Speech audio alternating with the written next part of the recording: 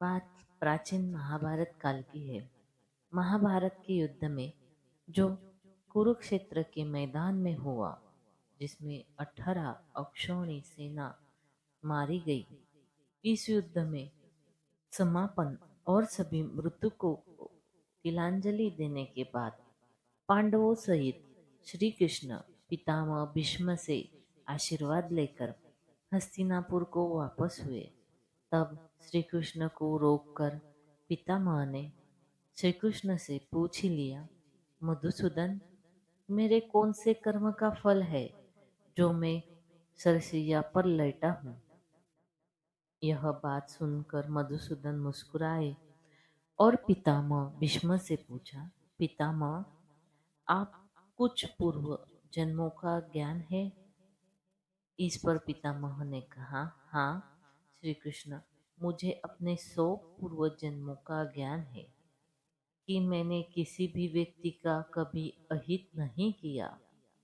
इस पर श्री कृष्ण मुस्कुराए और बोले, पितामह, आपने ठीक कहा कि आपने कभी किसी को नष्ट नहीं किया, लेकिन 101वें पूर्व जन्म में आज की तरह तुमने तब भी राजवंश में जन्म लिया था और आपने पुण्य कर्मों से बार बार राजवंश में ही जन्म लेते रहे हैं।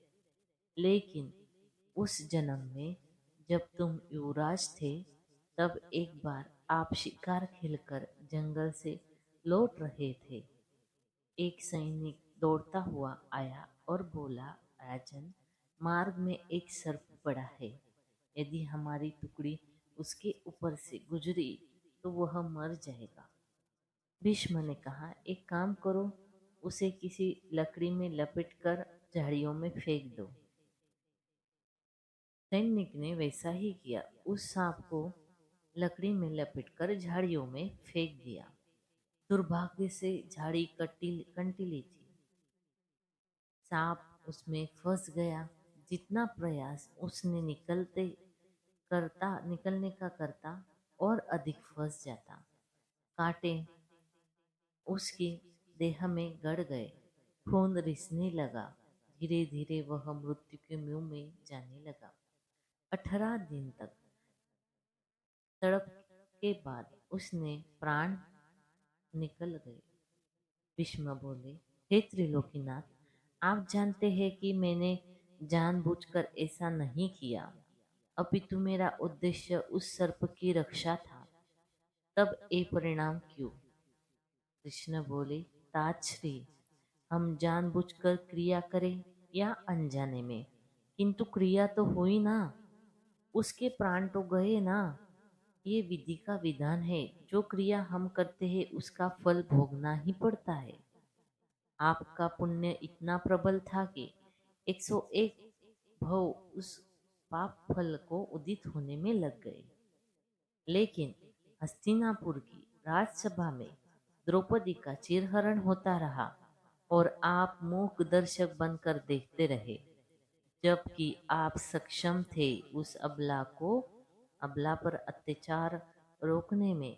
लेकिन आपने दुर्योधन और दुशासन को नहीं रोका।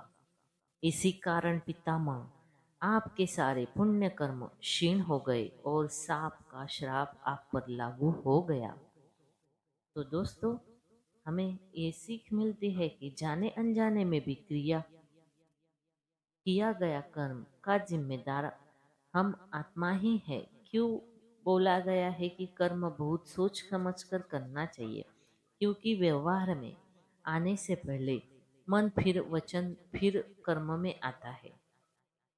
तो आपने किसी की प्रति गलत सोचा तो वो भी आपका कर्म बन गया।